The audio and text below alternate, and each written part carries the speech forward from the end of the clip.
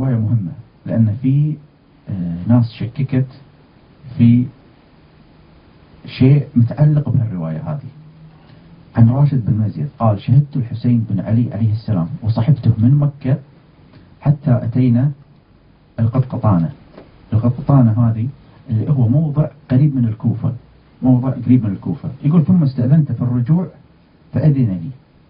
يعني هذا قاعد يروي أنه هو كان مع الحسين إلى منطقة معينة اللي هي قريبة من الكوفة، فيقول: قلت حق الحسين برجع فأذن لي بالرجوع. يقول: فرأيته استقبل أسد، وهذا الأسد يوم وقف الإمام الحسين صلوات الله وسلامه عليه قال له: ما حال الناس بالكوفة؟ شلون أحوال الناس بالكوفة؟ فقال له الإمام فقال له الأسد: قلوبهم معك وسيوفهم عليك. قال: ومن خلفت بها؟ منو يعني اللي كان حاكم؟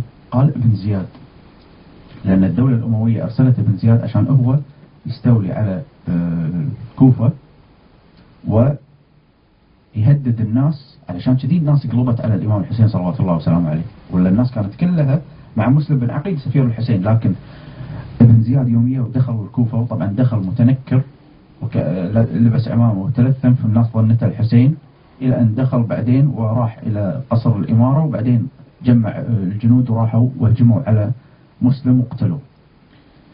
فبعدين قلب الناس على الحسين خوفا من ابن زياد، وقتل ابن عقيل. يعني الأسد قاعد يخبر الإمام الحسين أن مسلم سفيرك قتل.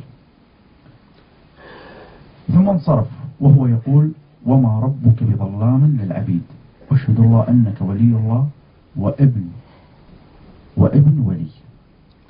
شوف هذه الحادثة، يمكن واحد تمر عليه مرور الكرام أو يسمعها تمر عليه مرور الكرام.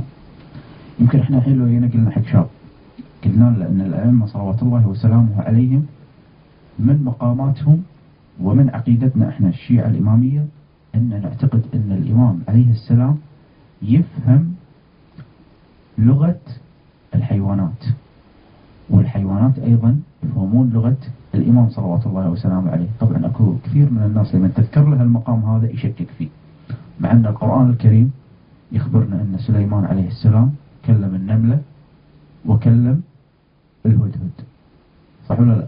وفهم كلامهم. وأهل البيت صلوات الله وسلامه عليهم الأئمة 12 عليهم السلام أفضل من سليمان وداود وجميع الأنبياء ما عدا نبينا محمد صلى الله عليه وآله وسلم.